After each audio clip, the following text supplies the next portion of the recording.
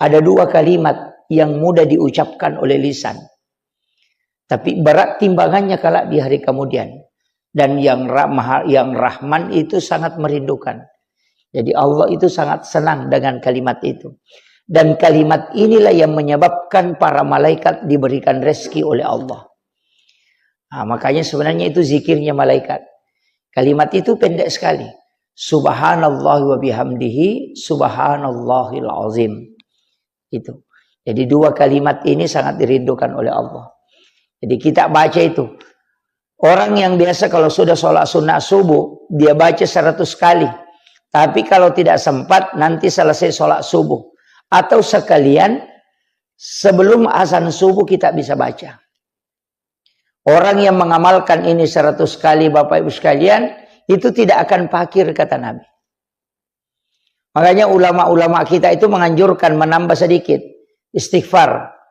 Jadi subhanallah wa bihamdihi subhanallahil azim astaghfirullahal azim. Nah, jadi itu 3 ditambah istighfar supaya ikut istilahnya untuk menyempurnakan.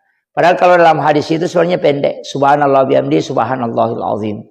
Itu dibaca 100 kali. Kalau tidak bisa 100, cukup ambil 77. Kalau tidak bisa ambil 40. Kalau tidak bisa ambil 33. Kalau masih tidak bisa 11. Kalau tidak bisa 7. Karena dia jadi wirid. Wirid itu adalah zikir yang kita tentukan kemudian kita baca. Dan kita rutinkan.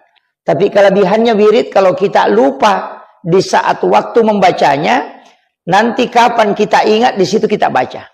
Kalau wirid. Jadi tidak mesti itu Bapak Ibu sekalian. Tidak mesti itu yang kita pakai. Mungkin ada bacaan-bacaan yang bisa kita pakai yang lain. Jadi jangan terpatok saja di situ. Jadi mengatakan hanya itu zikir, tidak. Bisa ditambah, bahkan bisa mengambil zikir yang lain. Kalau sudah sholat subuh memang hendaknya kita tidak meninggalkan masjid sampai subuh. Sampai waktu suruh.